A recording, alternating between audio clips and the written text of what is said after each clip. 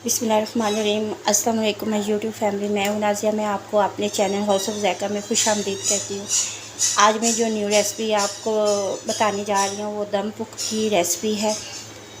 दम पुख्त तीन तरीके से हम इजीली बना सकते हैं। एक दम पुख्त वो है जो हम प्रेशर कुकर में भी बना सकते हैं। एक दम पुख्त है जो कच्ची मिट्टी की हांडी में बनाया जाता है, और एक दम पुख्त है जो आप कढ़ाई में बना सकते हैं।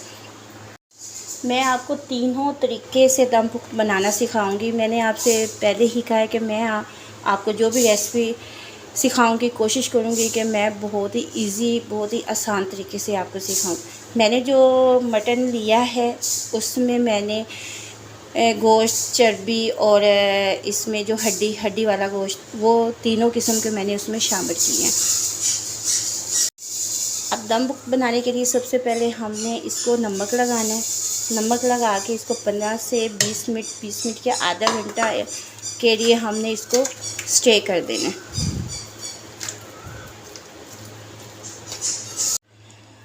आज जो हम दम पुख्त बनाने के लिए जा रहे हैं वो मैं आपको प्रेशर कुकर में सिखाऊंगी। फिर इसके बाद मैं आपको जो रेसिपी है वो कढ़ाई में सिखाऊंगी। उसके बाद मैं आपको कच्ची हांडी में दम पुख्त बनाना सिखाऊंगी।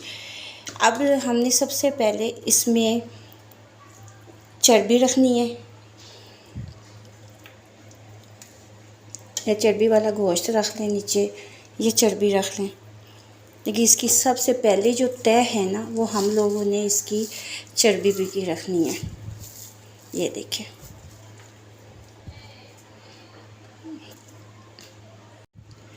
चर्बी की एक तय लगाने के बाद इसके ऊपर हम कटे हुए आलू रखेंगे। मैंने आप साबुत भी रख सकते हैं, लेकिन हर एक की अपनी चॉइस होती है। मेरी यही ट्राई होती है कि मैं 2 पीसेस में ना आलू को काट के रखूं,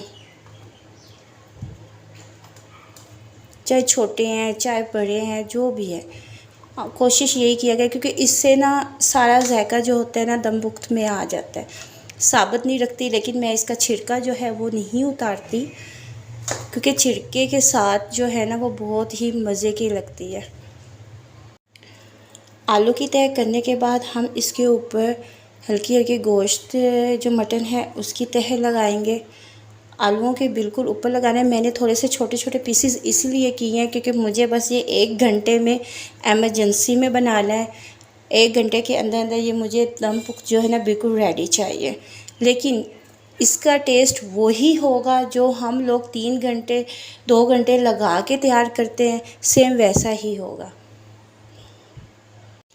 अब हमने इसके ऊपर मटन की तह जो है वो भी लगा दी है। अब इसमें मैंने ये कटे हुए 2-2 पीसेस में प्याज रख रही हूँ।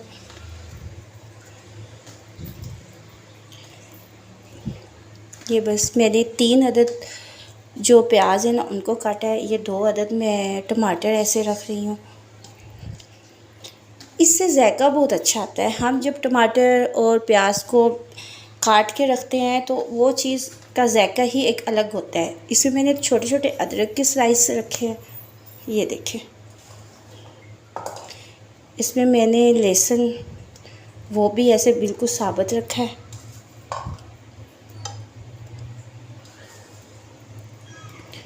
और एक और मज़े की बात, मैंने इसमें जो मिर्च है वो इसमें दरमियान में काट के रख रही हूँ, ये देखें।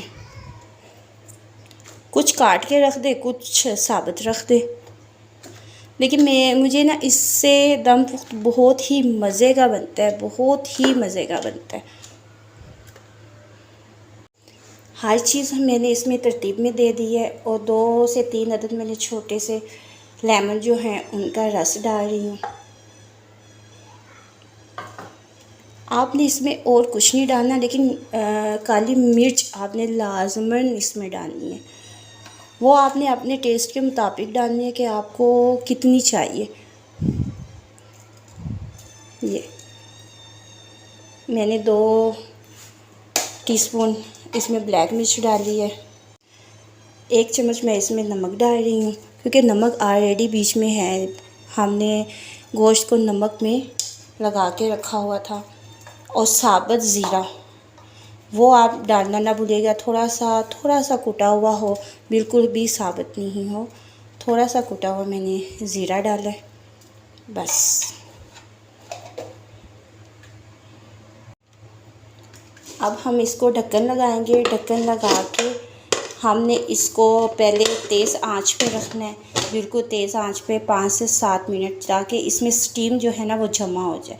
फिर उसको हमने बिल्कुल जैसे दम दिया जाता है ना, तो हमने उस आंच पे रखना है तकरीबन 1 घंटे तक। तो फिर मैं आपको इसको आग जलाकर इसको ऊपर रख कर आपसे मिलती हूँ। हमने इस कुकर को 5 से 7 मिनट तक तेज़ आंच पे रखेंगे ताकि इसमें स्टीम जो है वो जमा हो जाए। उसके बाद हम इसको बिल्कुल दम वाली आंच पे रखेंगे 1 घंटे के लिए।